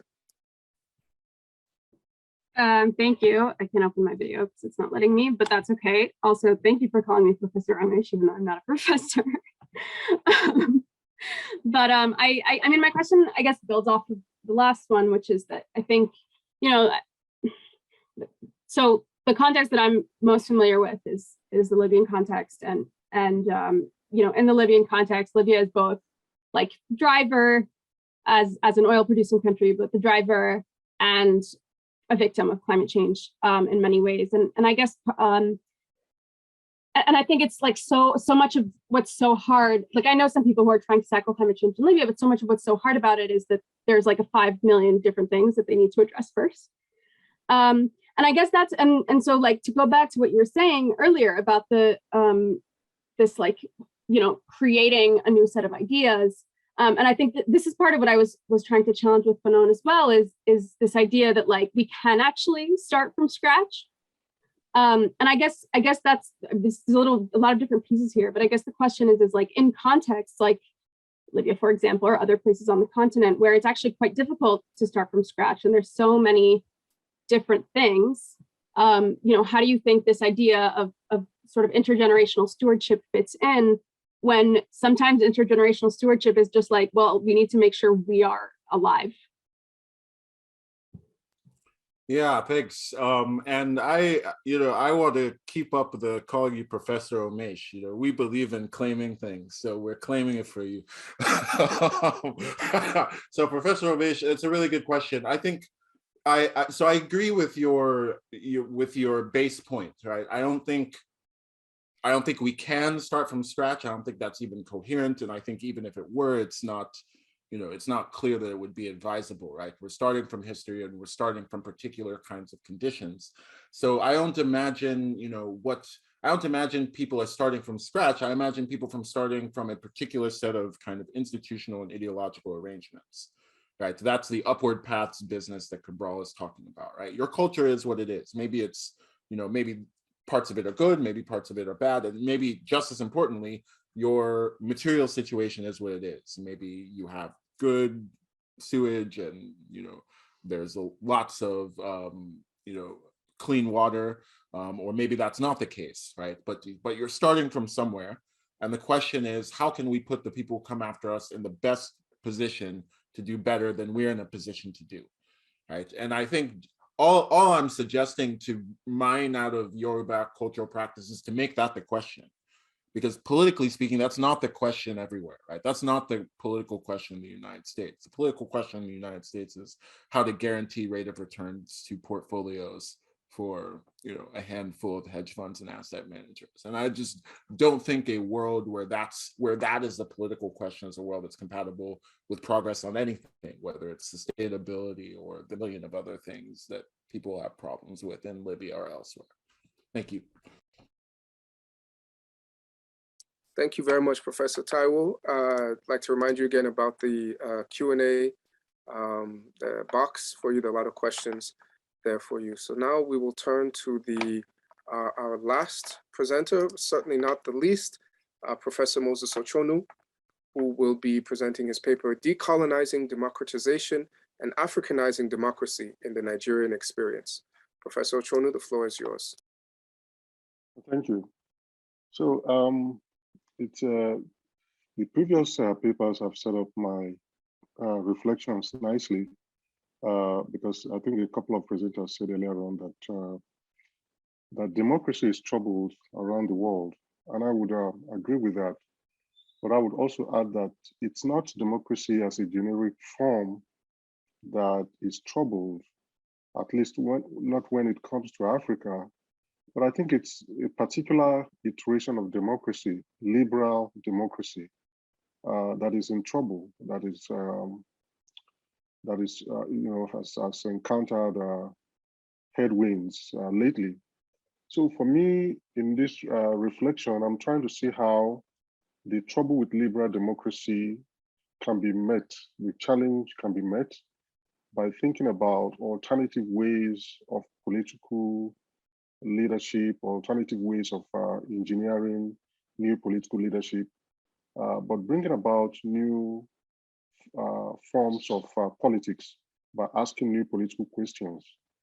In other aspects of this paper, I do get into the nitty-gritty and the bolts and nuts of these alternatives. I make some preliminary proposals for what these new Africa-centered ideas of politics might look like. Because often when you critique liberal democracy, the question that one always gets is, what are the alternatives? So in other aspects of this paper, I've done just that. I've provided some preliminary thoughts on alternatives. But in this presentation, I will not focus on those alternative proposals. Because for me, the first task is to decolonize, decenter, and provincialize liberal democracy as a distinctly Western iteration of democratic practice, rather than a universally applicable and replicable formulation. What comes after that would understandably be a messy, contentious, but necessary process of debating and engineering into existence an African democratic culture rooted in African political histories, cultures, and demographic singularities. First, I believe that we need to deconstruct and historicize liberal democracy and its African manifestations. Then we must point to alternative political systems rooted in African historical experiences, which challenge the assumption that colonization consumed all that came before it. Thankfully, this is not a new intellectual enterprise.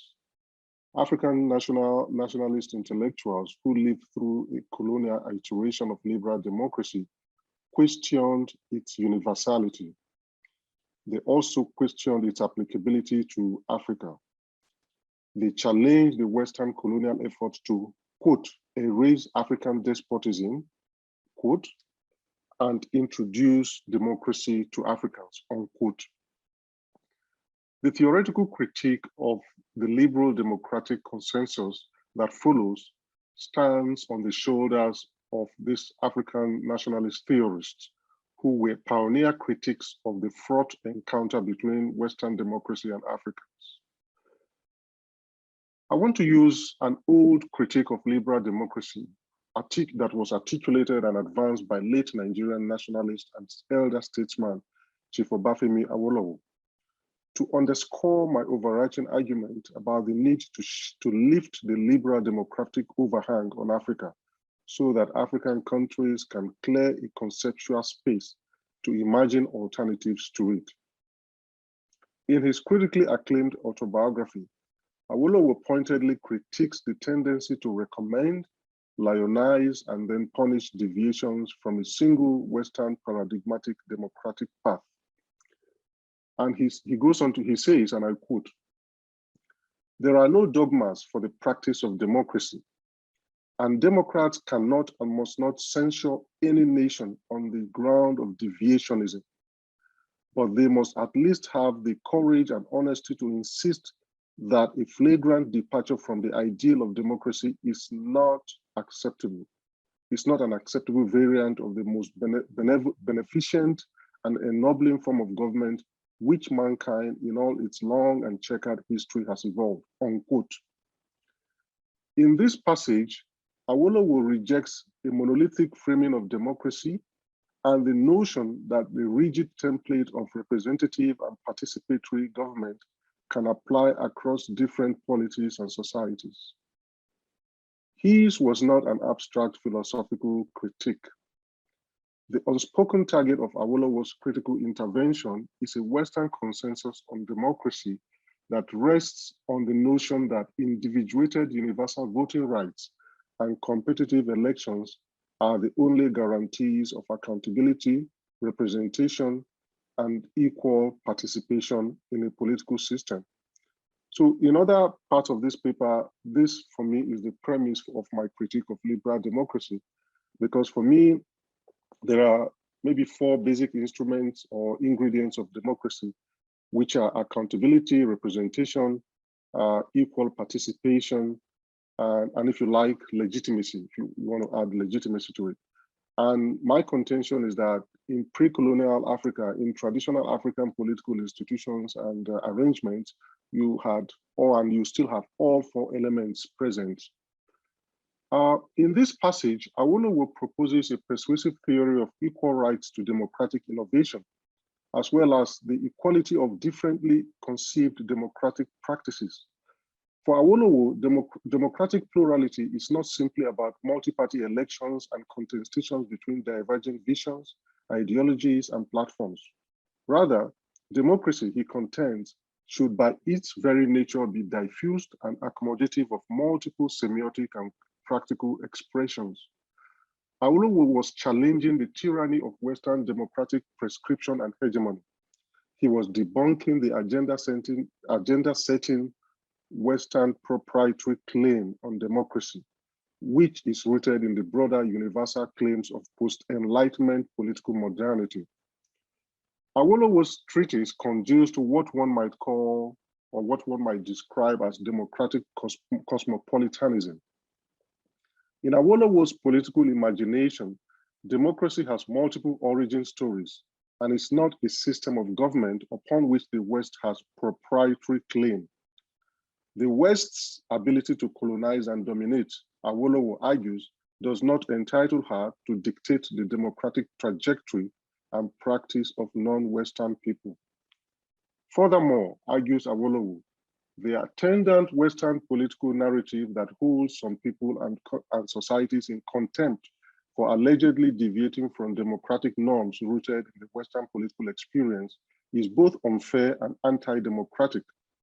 This critique of the hypocrisy of espousing democratic plurality while denying the right of non-Western peoples to supply their input and their own democratic experiences into the global political canon is one of the most significant insights from Awolowo's treatise in the passage under discussion. Awolowo was not an anti-democratic theorist, to be sure, nor was he rejecting the generic tenets of democracy in preference for their opposites. His critique is nuanced. He separates what he calls deviationism, which is a derisive construct of Western democratic ideologues for forms of democracy that are unintelligible to them. He separates that from what he calls a flagrant departure from the ideal of democracy, which he deemed unacceptable. Awolowo rejects a restrictive dichotomy that posits a binary and a false choice between a monolithic democracy on one hand and autocracy on the other, a framing in which democracy is homogenized, reified, and thingified as a settled, final, universally applicable phenomenon. Awolowo questions this valorization of liberal democracy as an archetype of representative and accountable government and as a stand-in for democracy itself. He posits possibilities for different kinds of democracy to exist and flourish outside an autocratic frame, but also in defiant opposition to rigid Western democratic constructs. Awolowo's framing speaks perspicaciously to Nigeria's and Africa's current liberal democratic impasse, a dilemma that in Awolowo's framing originated in colonial times. Awolowo's treatise also points the way out of the quagmire, proposing an Africa-centered philosophical rejection of a suffocating Western liberal democratic hegemony, while clearing an alternative philosophical and political space for inventive African approaches to representative, participatory, and accountable government. Awolowo's polemic on liberal democracy renders Africa's democratic futures open to debate and deliberation. It is a denunciation of the idioms of philosophical finality and cocksure absolutism in which liberal democracy is often framed. Awolowo's skepticism towards the universality of liberal democratic norms enables Africans to imagine an alternative African democratic culture rooted in African historical experiences. The history from which Africa must extract and develop new democratic forms is deep.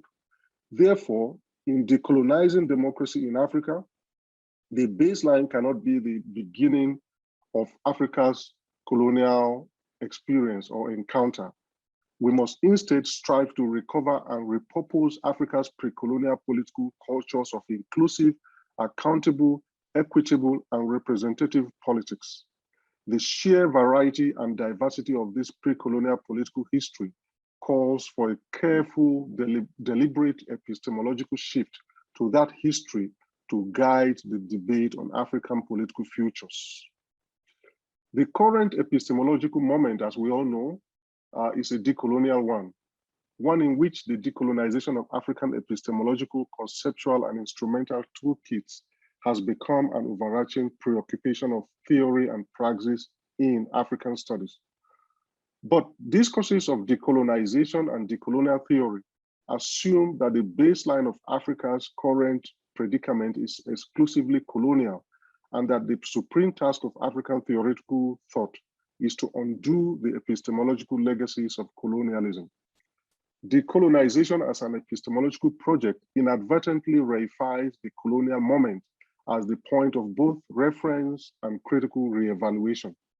No doubt, the residues and legacies of colonialism need to be excised from the African epistemological ameliorative endeavors and from the African body politic. This position is not in dispute. But by polemically and strategically exaggerating the ways in which colonization destroyed African cultures and practices and innovations that predated it.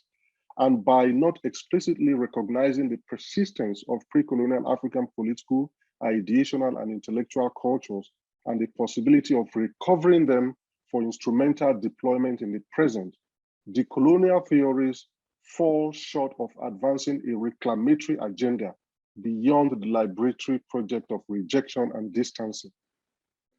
I would argue that paradoxically then, the result of the important emphasis in decolonial theory on the colonial period as the time when, to quote Chinua Achebe, the rain began to beat African institutions, the weight, scope, and depth of Africa's pre-colonial governing innovations and democratic cultures have been ignored or minimized or subsumed under the imperative of decolonizing the African present. If the ultimate objective of decolonial theory is to set Africa free from the hangovers of colonialism and enable Africans to reimagine their political lives and futures in radically different but Africa-centered ways, the natural beginning point and political archive for writing Africa's new political story is the African pre-colonial past. It is, I argue, a rich past a past that is rich in political raw materials, a source of both political cautionary tales and viable political alternatives to liberal democracy. If Africans look inward to mine ideas for constructive new political models, the world of political theory will take notice, especially at this moment when liberal democracy's failures are global and growing.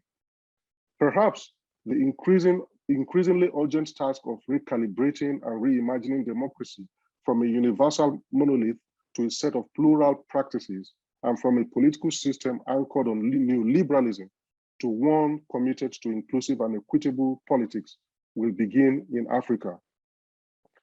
By way of conclusion, I think the argument that democracy is associated with only one set of practices is a product of Africa's experience with Western liberalism and neoliberalism at a particular moment. This encounter coincided with and mapped opportunistically onto a homegrown disillusionment with autocratic government and a clamor for more inclusive and legitimate political systems.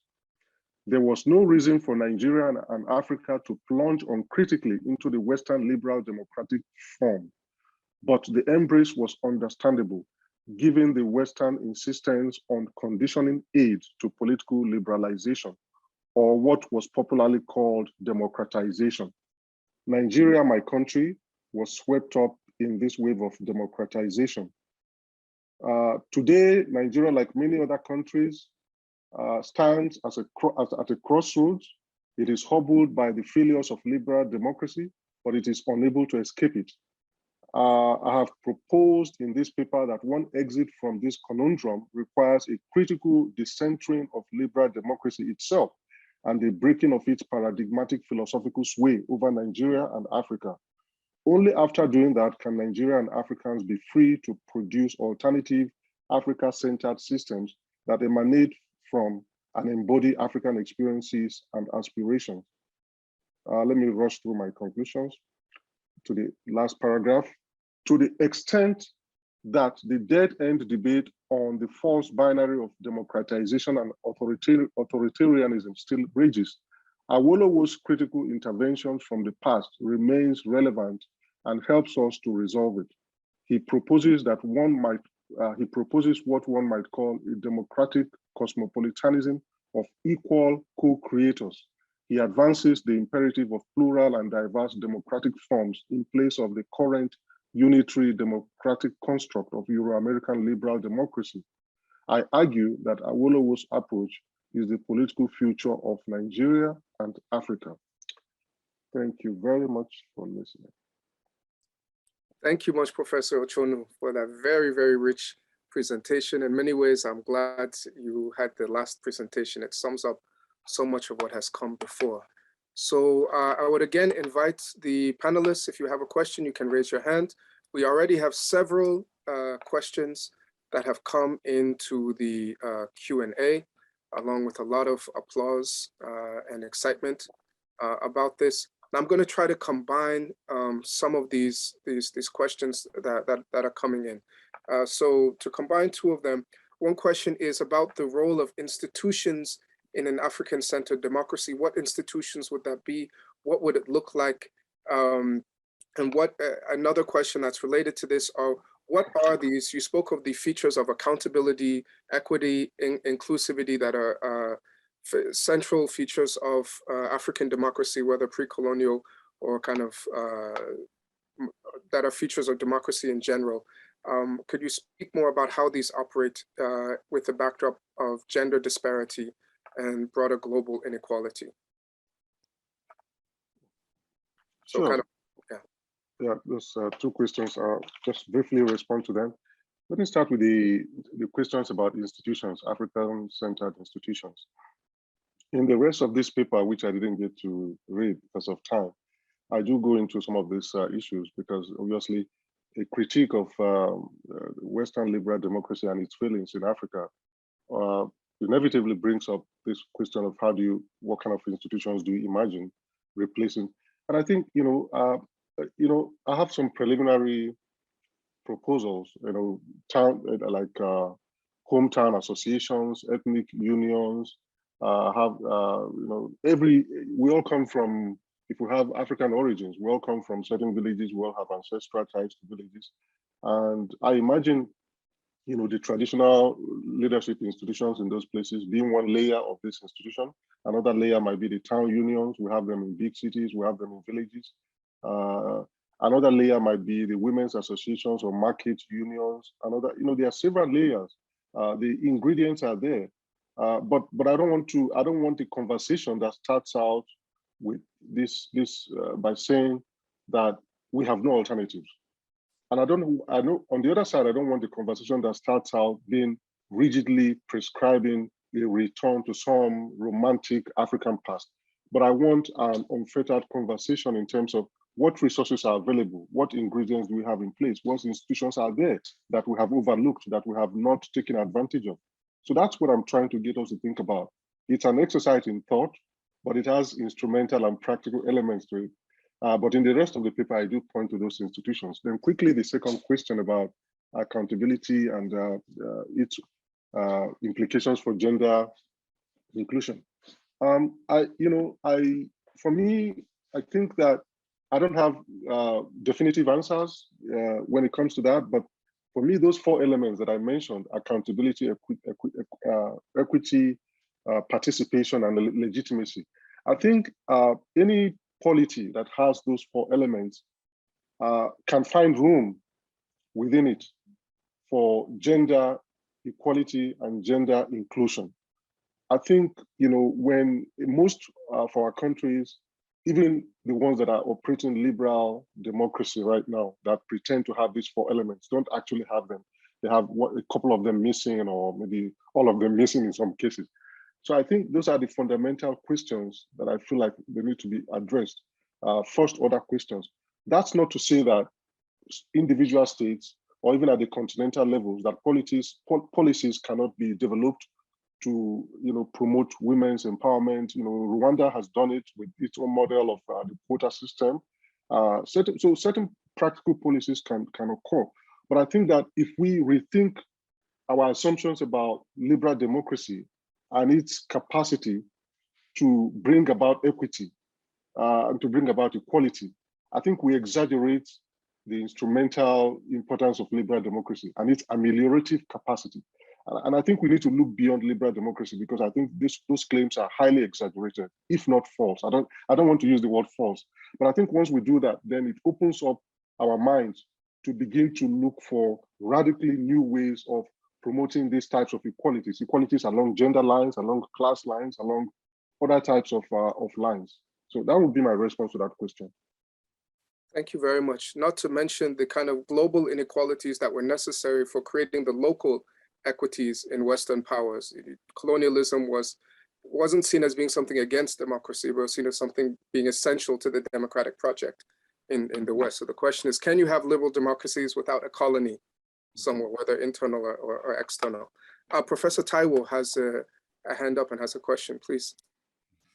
Yeah, it was a great talk. I'm really interested in the characterization that you gave. Jawolo, you said you described it as like cosmopolitanism, which is interesting in and of itself, but also there's a conversation in political philosophy between like Wiledu and people like that around consensualism.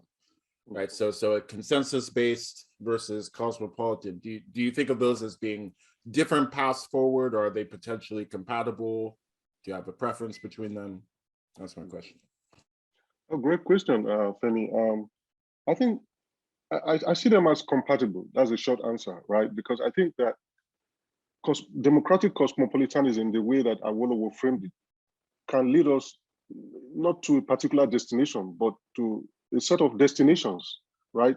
It can open up this all kinds of conversations that enables us to rethink not just our political path, but our economic path, and even our social path, right? In terms of bringing about a more equitable politics generally. And I think on the other side, the liberal democratic path says, it closes off conversation, it closes off debate by saying, you have to have multi-party elections, and once you have that, then you have democracy. You have to have zero-sum elections, right? Winner takes all.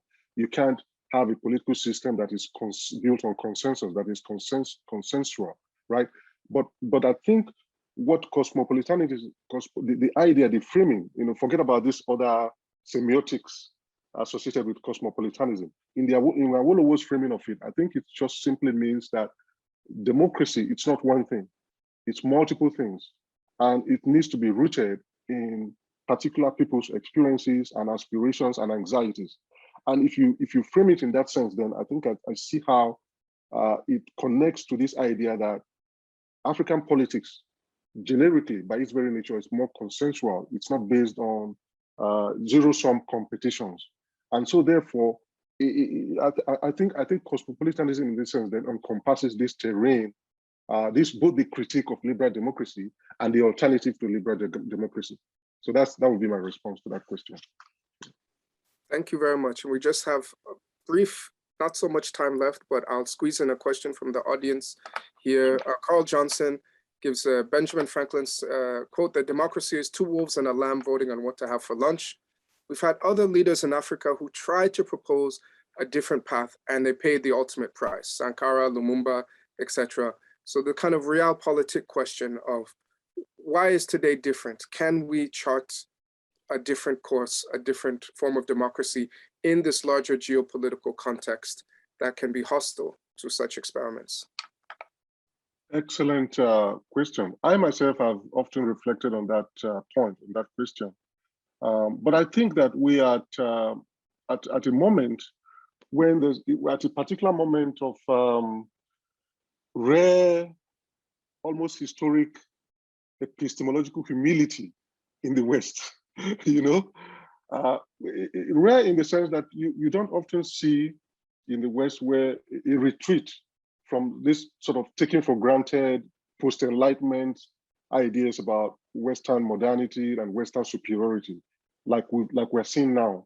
And so that opens up for me, and it's an opportune moment, I think. It opens up the possibility for asking the tough questions, for interrogating some of these isms and some of these ideologies that the West has established as paradigmatic, as universal, for stripping away the universality of these isms and rendering them in their true provincial nature and identities, right?